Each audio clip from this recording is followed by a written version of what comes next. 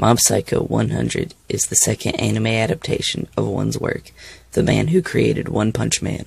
Mob Psycho 100 is about a 14-year-old boy in middle school named Mob, who has psychic powers that get out of control if he lets his emotions out, and his level of emotion is shown by a counter that shows up on the screen.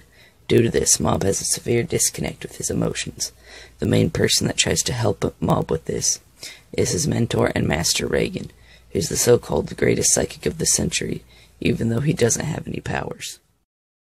There are others with psychic powers in Mob Psycho, like Teruki Hanazawa and the 7th Division of Claw, but Mob trumps them in power in every way.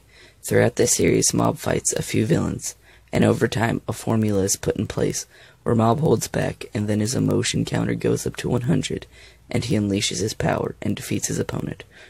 This formula is used in most fights. The main villains of the first season is the 7th Division of Claw, which is an evil organization that wants to take over the world and remake it the way they want. So when the climax begins, Mob goes to the 7th Division's base, and the formula that's in place starts, except Mob doesn't really hold back, and just wipes the floor with every member. So you would figure that's how the whole climax would go, and that's how it appears until Reigen shows up. Reigen gets into the base by convincing everyone that he's the leader of Claw. Reigen then finds Mob and tries to get him out of there and convince him there's no need for him to fight. But then Reigen gets attacked and falls over right in front of Mob. The screen then cuts to black, and it appears that in the next episode, Mob will let out his emotions and defeat the rest of Claw.